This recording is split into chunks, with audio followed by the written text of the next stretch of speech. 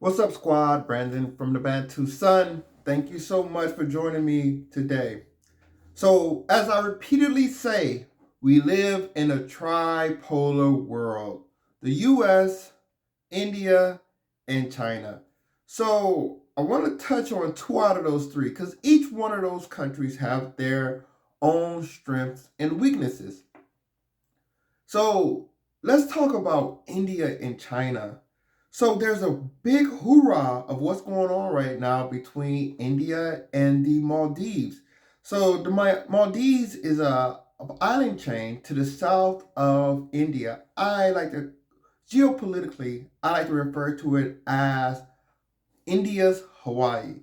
The position that Hawaii holds for America, I believe Maldives holds for India. Now, can you imagine geopolitically this is?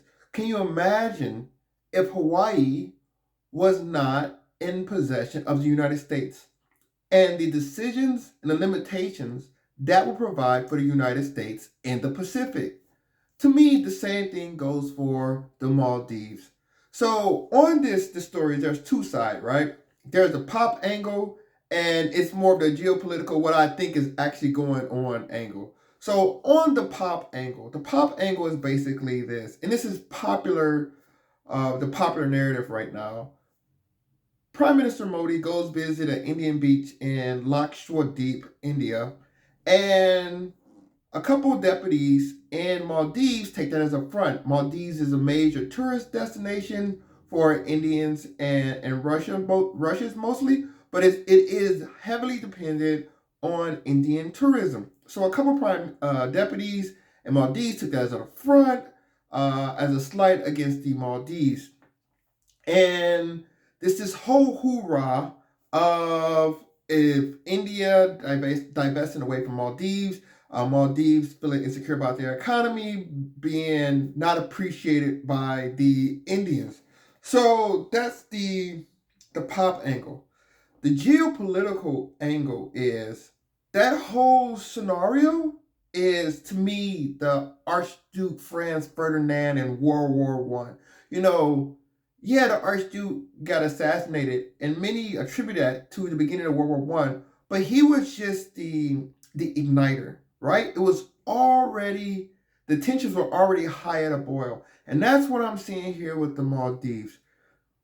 China plays geopolitics very well. It's all about strategy. India doesn't do it nowhere near as well. I always found India foreign policy to be clumsy, lackluster, and lacking in so many ways. For numerous reasons, this is their weaknesses. They're not great geopolitical players. If they were an athlete, they went off talent alone, not necessarily how they play the game, but just their skill. It's a massive population, industrious population, and get stuff done. And they're geographically located between large markets of East Asia, having a large market themselves, and the resources to the west of them, and Africa and the Middle East, as well as capital markets in Europe. So India has great position. It has a lot of great fundamentals, but geopolitically, they're a poor player.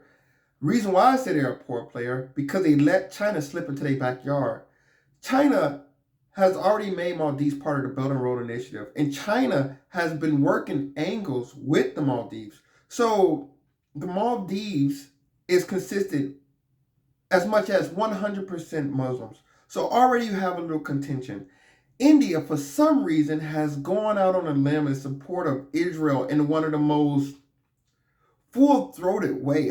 Outside of America, I don't think you'll find bigger cheerleaders than you will in India for what's going on in Gaza with Israel and the Palestinians. So this, of course, is going to rub the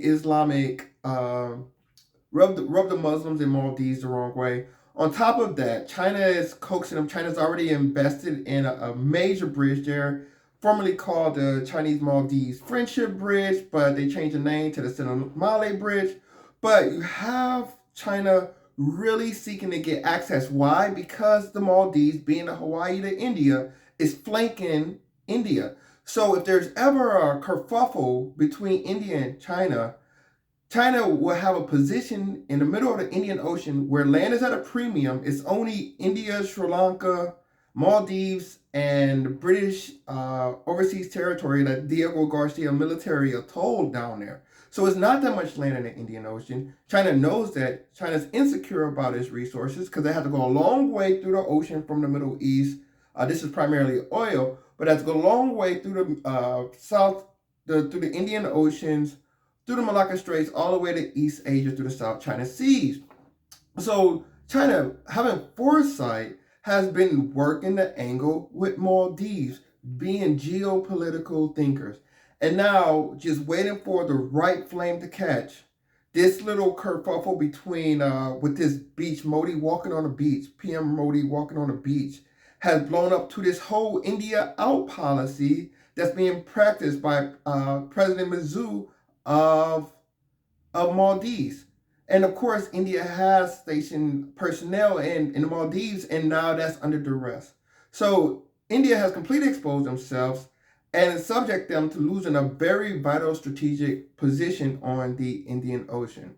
So let me know your thoughts. This is still developing story right now, or how things are going to continue to work out. Love to hear your comments below. Like, share, subscribe if you enjoy the content. Until next time, take care. Batu up.